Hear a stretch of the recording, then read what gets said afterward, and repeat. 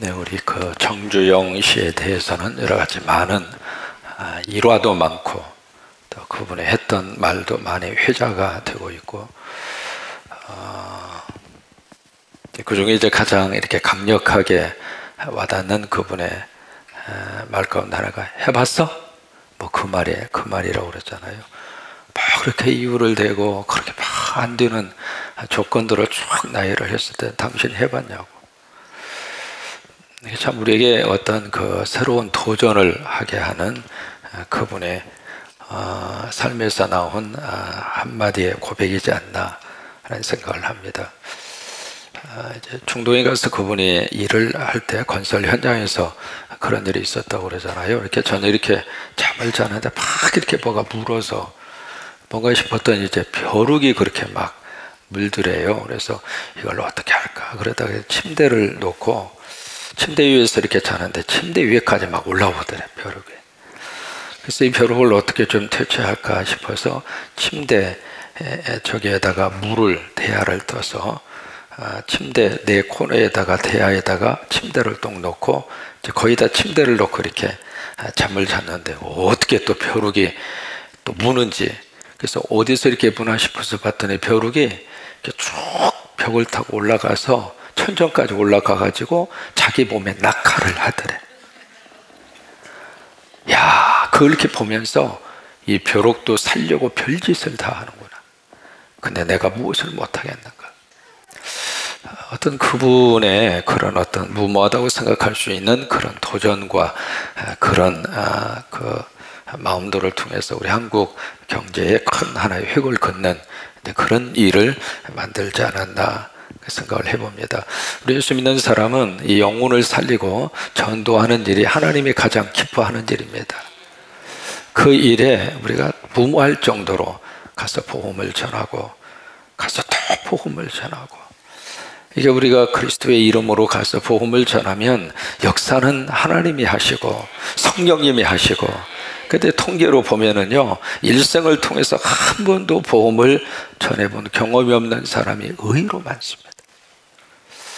왜냐하면 이게 부담이라고 생각하는 거예요. 전해서 저 사람이 안 들으면 어떡하나. 또 하나, 나도 확신이 없는데 무슨 놈이 예수를 증거할 마음이 생기겠느냐고. 내 안에 예수 그리스도가 하는 분명한 믿음의 고백과 확신과 경험이 내 속에서 좀 살아있어야, 내가 좋아야 전도를 하지.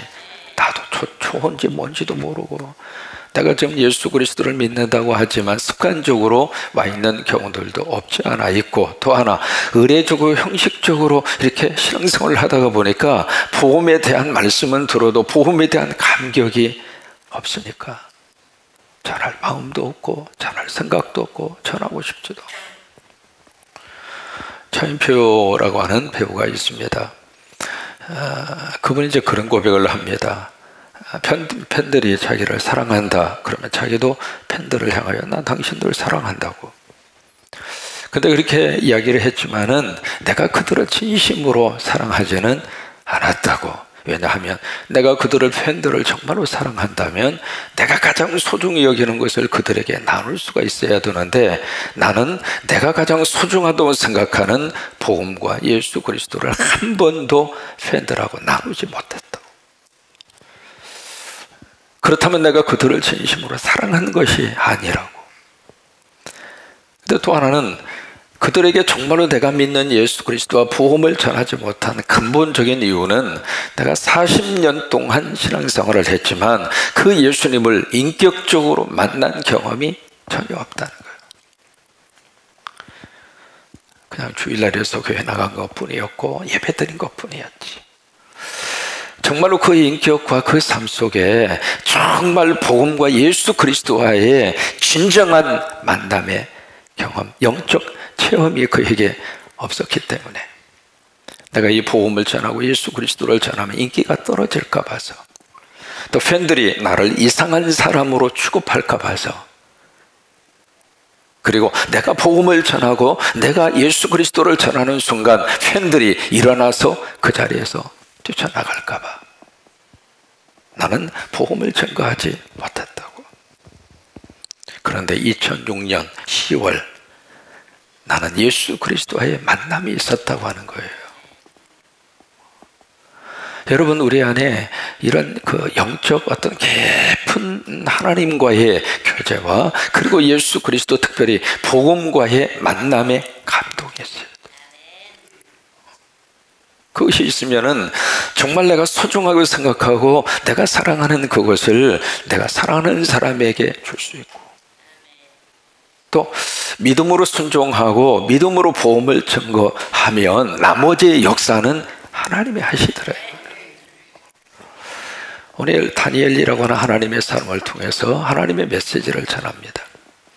다니엘서 11장 40절부터 마지막 날에 대한 하나님의 메시지를 다니엘을 통해서 하나님이 허락을 하시면서 거기에 이제 네 가지의 말씀을 주십니다. 저처럼 마지막 때에 큰 환란이 있을 것이다. 이것은 마태복음 25장 예수님의 종말장에서도 똑같이 말씀하고 있는 내용입니다. 마지막 때가 되면 살기 좋은 세상이 되는 것이 아니라, 마지막 때가 되면 우리 삶이 안전하고 편한 것이 아니라 사실 마지막 때가 되면 환란이 온다는 거예요. 그래서 큰 환란이 오게 될 것이다. 그 다음에 두 번째, 그 환란 가운데 하나님이 구원하신다. 오늘 12장 1절을 보시면 누가 등장하는가? 미가엘이라고 하는 천사장이 등장을 합니다. 그 미가엘이 하나님의 사람들을 지켜주는 거예요. 하나님의 사람들을 보호하는 거예요. 여러분, 마지막 때 성령이 우리를 지켜주신대요. 우리 힘으로 마지막 때를 이길 수 있는 능력은 없어요. 그러니까 성령님이 우리와 함께 하셔서 우리 믿음도 붙들어 주셔야 되고, 성령이 우리와 함께 하셔서 우리의 가정도 지켜주셔야 되고, 성령이 우리와 함께 하셔서 수능 보는 우리 친구들도 도와주셔야 되고, 그래서 마지막 때 구원의 역사가 일어나게 될 것이다. 그러면서 1절에 그렇게 말씀하시잖아요. 그때 내 민족을 후회하는 큰 군주 미가엘이 일어날 것이다. 다른 민족이 아니라 바로 너의 민족. 그 너의 민족이 누구일까? 예수 믿고 하나님의 백성된 우리 모든 사람들은 우리 민족이에요. 한 민족만 우리 민족이 아닙니다. 필리핀에서도 우리 민족이 있고, 몽골에도 우리 민족이 있고, 아프리카에도 우리 민족이 있고, 예수 믿는 모든 사람들은 우리 다 같은 민족이에요. 여러분 인정하시면 아멘. 하나님 믿고 예수 믿어 같은 민족이 된 거예요. 그 민족을 누가 후회하는가? 큰 군주 미가엘이 후회할 것이다. 그러면서 또 환란이 있으니 이는 개국 이래로 그때까지 없던 환란일 것이며, 그때에 내 백성 중에 책에 기록된 모든 자는 구원을 받을 것이다. 그러니까 마지막 때 구원의 역사가 일어날 것이다. 바로 그거예요. 하나님의 생명책에 기록이 된 사람들은 하나님은 어떤 방법을 통해서라도 하나님이 구원하세요. 어제 평상 세례를 베풀었습니다. 폐암 4기까지 되셨고 식도까지 전이가 됐습니다. 더 이상 어떻게 손쓸 수 없는 마지막 상황이죠. 이제는 호흡에 대한 곤란이 있어서, 그리고 마지막 통증을 느끼면서 몸부림치고 있는 분이에요. 그래도 참 신기한 것은 우리가 알고 있는 것처럼 마지막까지 하나님이 청력을 살려놓으셨어요. 왜요? 복음을 들을 수 있는 기회를 마지막까지 하나님이 주시는 거예요. 거기에 가서 말할 수도 없고, 아니 이걸 끼고 있으니까 말하실 수도 없고, 통증이 심하니까 어떻게 말할 수 있겠어요. 그래도 마지막에 그분의 귀에 대고 복음을 전하고, 그리고 병상 세례를 베풀고, 그리고 나서 같이 이제 기도를 하고 나서 이렇게 마지막 말씀을 드리니까 그 가쁜 호흡을 내쉬면서 아멘 그러시더라고요.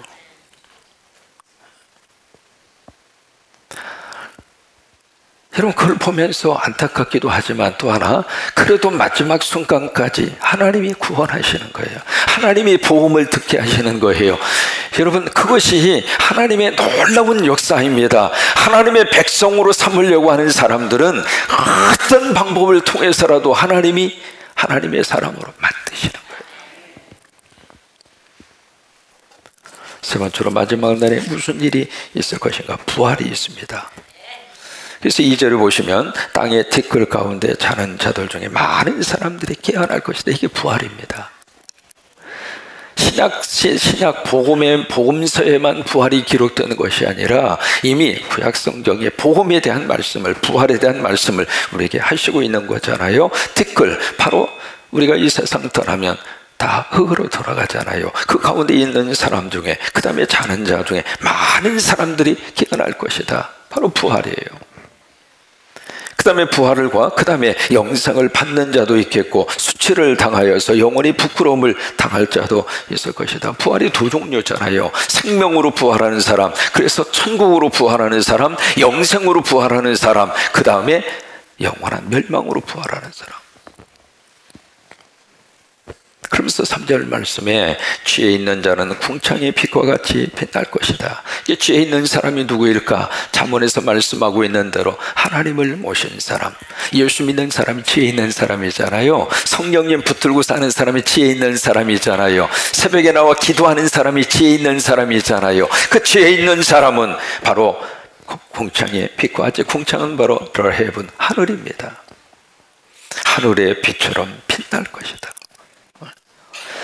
여러분의 인생이 예수님 안에서 하늘의 빛처럼 빛나시기를 바라고, 우리 후손들이 하늘의 빛처럼 빛나시기를 바라고, 그래요. 믿음으로 씨앗을 뿌리고 그 하나님의 지혜를 가지고 사는 사람은 하나님이 그렇게 축복하세요.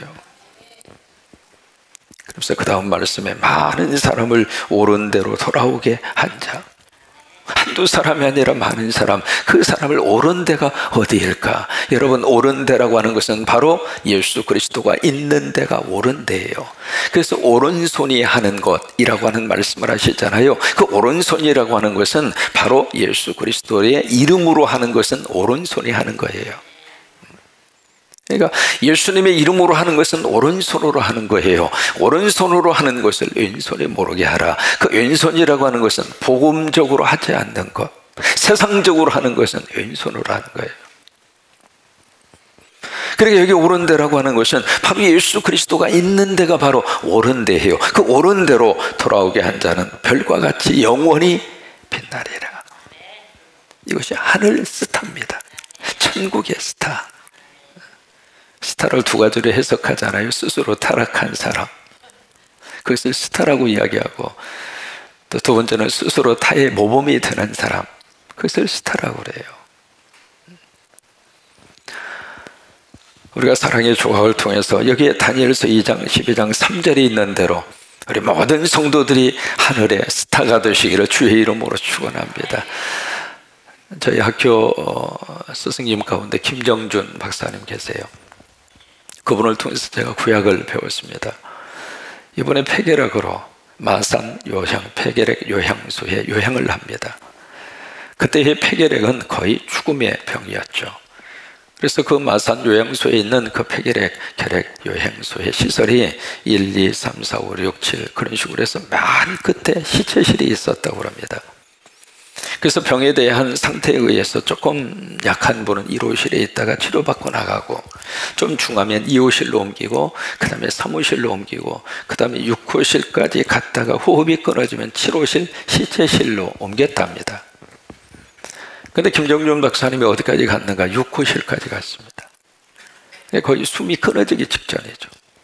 그래서 이제 고열이 나고 막 피를 토하고 그렇게 투병을 하고서 병상에 누워 있는데, 갑자기 무슨 생각이 드느냐면, 이래 저래 내가 죽는데 마지막 죽기 전에 내가 하나님이 기뻐하는 거 하고 죽자, 그런 마음이 속에서 이렇게 확 하고 일어난 거예요. 그래서 거기서 이제 엉금엉금 기가 나와서 뭘 했느냐면, 거기 병실을 다니면서 복음을 전한 거예요.